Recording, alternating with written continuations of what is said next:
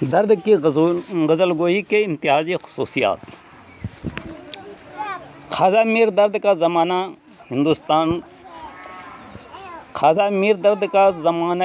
ہندوستان خصوصاً دہلی کی تاریخ کا ایک پرآشوب زمانہ تھا۔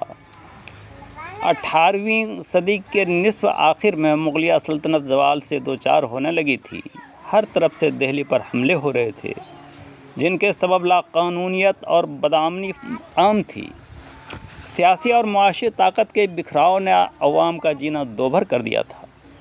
نادر شاہ اور احمد شاہ ابدالی کے حملوں نے رہی سہی کسر بھی پوری کر دی اور شعرائے دہلی لکھنؤ کی طرف ہجرت کرنے لگے، جو سیاسی ٹھہراؤ کے سبب ایک نئے ادبی مرکز کی صورت میں ابھر رہا تھا۔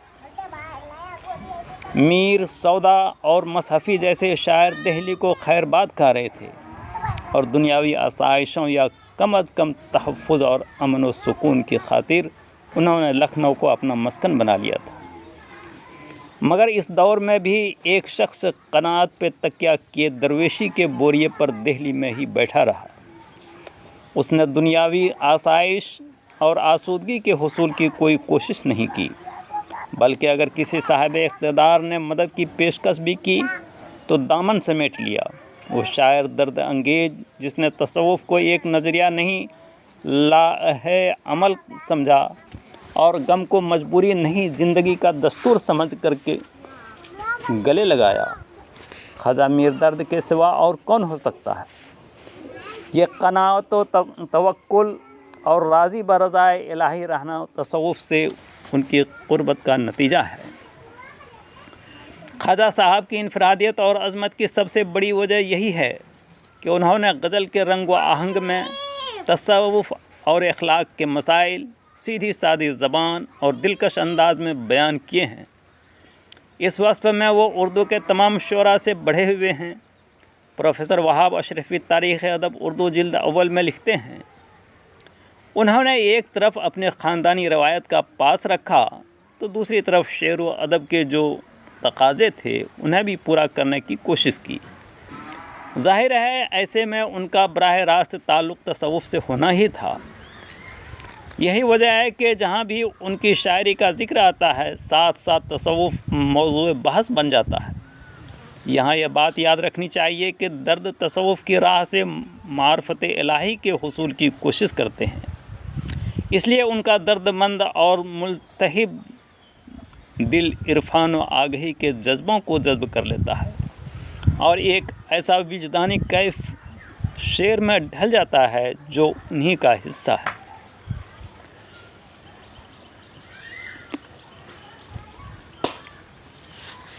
صوفیانہ شاعری میں انہوں نے تصوف کے ہر مسئلہ کو بڑی سادگی کے ساتھ بیان کیا ہے۔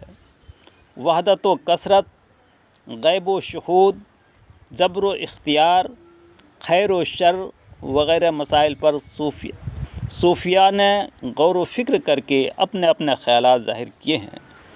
درد نے بھی ان سب کو سلجھانے اور سمجھانے کی کوشش کی ہے۔ چند اشعار ملاحظہ ہوں۔ عین کثرت میں دید وحدت ہے، عین کثرت میں دید وحدت ہے، قید میں درد با فراق ہوں میں۔ وحدت میں تیری حرف دوئی کا نہ آ سکے، آئینہ کیا مجال تجھے منہ دکھا سکے۔ کائنات کی ہر چیز میں خدا کا جلوہ ہے۔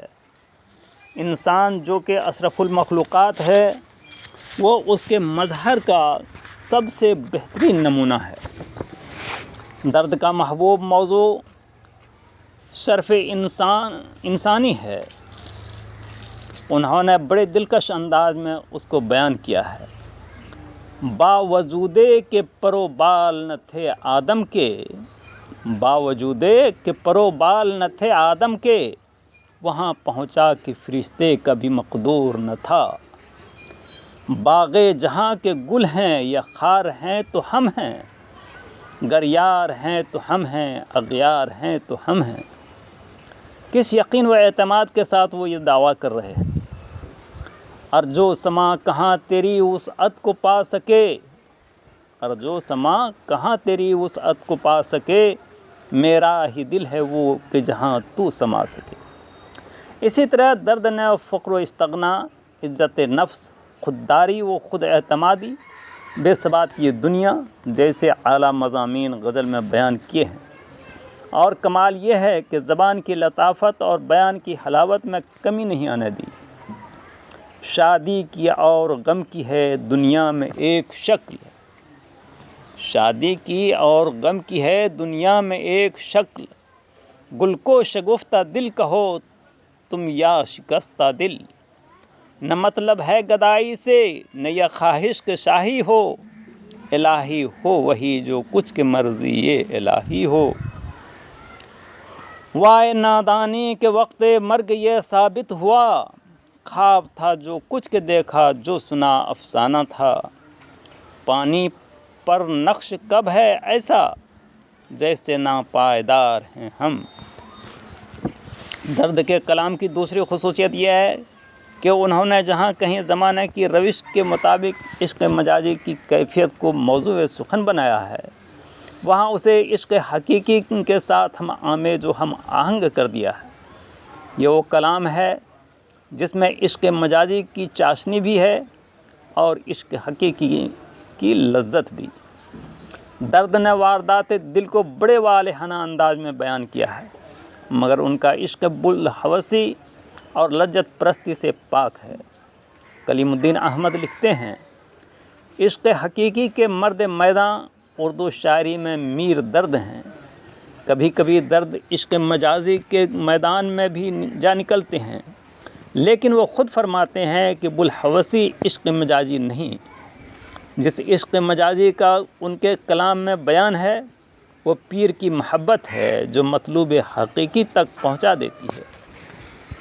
میر درد عشق کے دام میں بھی کبھی گرفتار نہیں ہوئے، دوستاں ہمدم تو کئی تھے لیکن مجبوری سے کبھی واسطہ نہیں پڑا، اس لیے جہاں میر درد کے کلام میں بالحوثی نہیں وہاں عشق کے کرشموں سے نابلد معلوم ہوتے ہیں، اسی وجہ سے اکثر انہیں میر پر ترجیح دی جاتی ہے۔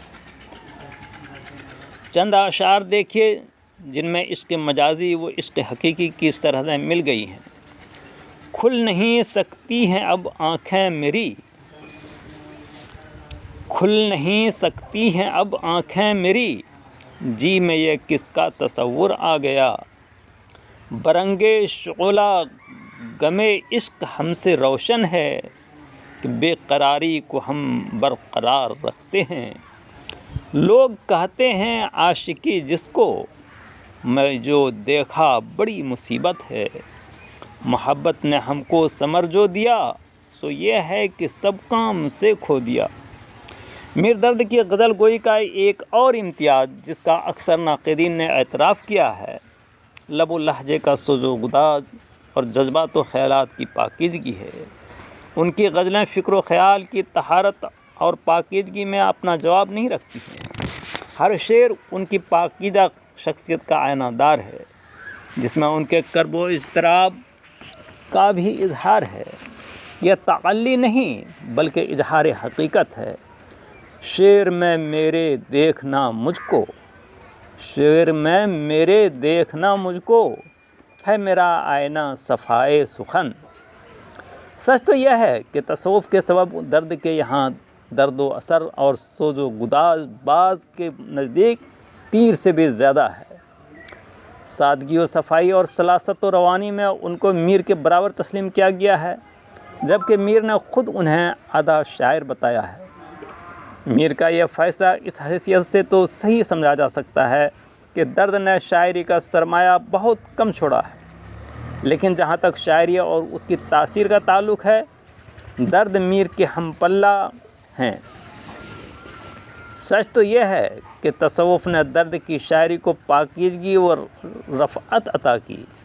انہوں نے جو کچھ شاعر کی زبان سے کہا اس کا بیشتر حصہ ان کے نظریہ و عمل کا معمول تھا، مگر خواہ یہ اشعار حقیقی عشق سے متعلق ہوں یا مجازی سے، درد کی انفرادیت یہ ہے کہ وہ کہیں بھی پاکیزگی اور نفاست کا دامن ہاتھ سے نہیں چھوڑتے۔ ان کے اشعار میں ہمیں ایک ہجر زدہ عاشق کی تصویر نظر آتی ہے جس نے عشق کی بہت سی سختیاں جھیلی ہیں دل کو جلا کر خاکستر کیا ہے اور اس شدت اور بے قراری میں ذہن و دل کی پختگی حاصل کی ہے۔ چونکہ تصوف عشق سے عبارت ہے، عشق میں جتنی حقیقی شدت، تڑپ اور پختگی ہوگی اتنی ہی تصوف میں جاذبیت، صداقت اور مقصدیت حاصل ہوگی۔ درد نے اپنی شاعری میں عشق اور تصوف سے ایک دوسرے کو سنوارا ہے۔ ان کے عشق اور تصوف کا نکھار ان کی غزلوں میں نمایاں ہے۔ یہ اشعار دیکھیے: عشق ہر چند میری جان صدا کھاتا ہے، عشق ہر چند میری جان صدا کھاتا ہے، پر یہ لذت تو وہ ہے جی ہی سے جی جاتا ہے۔ حجاب رخ یار تھے آپ ہی ہم، کھلی آنکھ جب کوئی پردہ نہ دیکھا، میری سی نالا تراشی نہ کر سکا فرہاد، میری سی نالا تراشی نہ کر سکا فرہاد، اگرچہ اس نے بھی ایک عمر تیشہ رانی کی۔ آتش عشق قہر و آفت ہے، ایک بجلی سی آن پڑتی ہے۔ درد کی غزل گوئی کا ایک امتیاز ان کے اسلوب کی سادگی، سلاست اور روانی سے بھی عبارت ہے۔ گرچہ درد کا تذکرہ کرتے ہوئے محمد حسین آزاد نے بہت انصاف سے کام نہیں لیا ہے، مگر ان کا یہ اعتراف قابل توجہ ہے کہ وہ چھوٹی چھوٹی بہاروں میں غزلیں کہتے تھے، گویا تلواروں کی آبداری میں نشتر بھر دیتے تھے۔ دراصل درد کے سارے کلام میں یہ کیفیت موجود ہے، مگر ان کی وہ غزلیں جو چھوٹی بہاروں میں لکھی گئی ہیں خاص طور پہ قابل توجہ ہیں۔ یہ کوزے میں دریا بھرنے کی مثال ہیں۔ ایسا لگتا ہے کہ پیچیدہ افکار و مسائل کو مختصر ترین لفظوں میں بیان کرنا ان کا خاص ہنر ہے۔ درد کی زبان دلی کی ٹکسالی زبان ہے، صاف، سادہ، سلیس، رواں، شیریں اور دلکش، جو ان کے اشعار کو سہل ممتنع کے درجہ تک پہنچا دیتی ہے۔ جگ میں آ کر ادھر ادھر دیکھا، تو ہی آیا نظر جدھر دیکھا، جگ میں آ کر ادھر ادھر دیکھا، تو ہی آیا نظر جدھر دیکھا، ان لبوں نے نہ کی مسیحائی، ہم نے سو طرح سے مر دیکھا، سینہ و دل حسرتوں سے چھا گیا، بس ہجوم یاس جی گھبرا گیا، سب برا کہتے ہیں تو کہنے دو، بات لائے ہو تم بھلی ایسی، زندگی ہے یہ کوئی طوفان ہے، ہم تو اس جینے کے ہاتھوں مر چلے، شمع کے مانند ہم اس بزم میں چشم تر آئے تھے دامن تر چلے۔ زبان کی صفائی و سادگی اور بیان کی شیرینی و دلکشی کی وجہ سے درد کے بہت سے اشعار اور مشرا ضرب المثل کی طرح خاص و عام اپنی تحریر و تقریر میں استعمال کرتے ہیں۔ چند مثالیں دیکھیے: آشیانے میں درد بلبل کے، آشیانے میں درد بلبل کے، آتش گل سے آج پھول پڑا، میرے احوال پر نہ ہنس اتنا، یوں بھی اے مہربان پڑتی ہے، دل زمانے کے ہاتھ سے سالم، کوئی ہوگا کہ رہ گیا ہوگا، ساقیہ یاں لگ رہا ہے چل چلاؤ، جب تلک بس چل سکے ساغر چلے۔ کہہ سکتے ہیں کہ روزمرہ اور محاوروں کی چاشنی، تشبیہات و استعارات کی دل آویزی درد کے کلام کی نمایاں خصوصیات ہے۔ مثل نگیں جو ہم سے ہوا کام رہ گیا، مثل نگیں جو ہم سے ہوا کام رہ گیا، ہم روح سیاہ جاتے رہے نام رہ گیا، نہ سمجھا درد ہم نے بھید یاں کی شادی و غم کا، سحر خنداں ہے کیوں روتی ہے کس کو یاد کر شبنم، ہم گلشن دوراں میں اے خفتگی طالع، سرسبز تو ہیں لیکن جوں سبز خوابیدہ، زمانے نے اے درد جوں گرد باد، دکھائی بلندی و پستی مجھے۔ کلیم الدین احمد اردو شاعری پر ایک نظر میں اس نقطہ پر روشنی ڈالتے ہوئے کہتے ہیں: درد صاف شستہ پاکیزہ زبان میں اپنے خیالات و احساسات کی ترجمانی کرتے ہیں۔ بیان میں کہیں رکاوٹ یا الجھاؤ نہیں، الفاظ سب سیدھے سادے معمولی عام فہم ہیں، لیکن اس سے حقیقت کی بو آتی ہے۔ مختصر مگر جامع پیرا میں وہ مشکل سے مشکل اور عمیق خیالات کو ادا کر دیتے ہیں، جس سے اکثر حیرت ہوتی ہے۔ ترنم و موسیقی بھی موجود ہے اور نہایت ہی دلکش، گویا ہر لفظ جذبات سے لبریز اور ہر شعر ترنم سے معمور ہے۔ درد کے سلسلے میں یہ بات بھی قابل غور ہے کہ ان کی غزلوں میں اس زمانے میں مروج بعض الفاظ جو اب متروک ہو چکے ہیں خاصی تعداد میں ملتے ہیں، مگر ایک عرصہ گزر جانے کے باوجود یہ بے محل یا بدنما نہیں معلوم ہوتے اور شعر کی تاثیر قائم رہتی ہے۔